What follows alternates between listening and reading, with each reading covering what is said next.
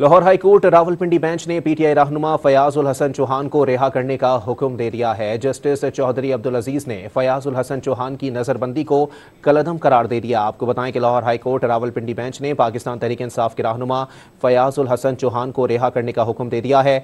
Justice Chaudhary Abdul अजीज ने फयाज उल हसन चौहान की नजरबंदी को कलअदम करार दे दिया है। लाहौर हाईकोर्ट रावलपिंडी बेंच ने पाकिस्तान तहरीक इंसाफ के रहनुमा और साबिक सूबाई वजीर फयाज उल हसन चौहान को रिहा करने का हुक्म दे दिया है। जस्टिस चौधरी अब्दुल अजीज ने फयाज उल हसन चौहान की नजरबंदी को कलअदम करार दे दिया। मजीद जानते हैं डॉन न्यूज के नुमाइंदे उमर मेहताब बढ़नी से। जी उमर बढ़नी, अपडेट कीजिएगा।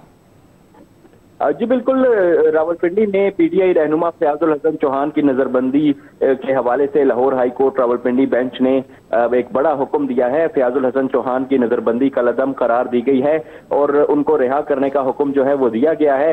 फयाज उल हसन चौहान की नजरबंदी के खिलाफ पटिशन पर समाअत जस्टिस चौधरी अब्दुल अजीज ने की और दौरान समाअत अदालत ने फयाज उल हसन चौहान को जलाओ घिराओ तोड़ फोड़ न करने का बयान हल्फी डिस्ट्रिक्ट डिप्टी कमिश्नर को भी जमा करवाने का हुक्म जो है वो दिया है। और इस हवाले से आज पहले समाअत भी हुई जिसमें अदालत की जानिब से जो है 125 कारकुनों की नजरबंदी के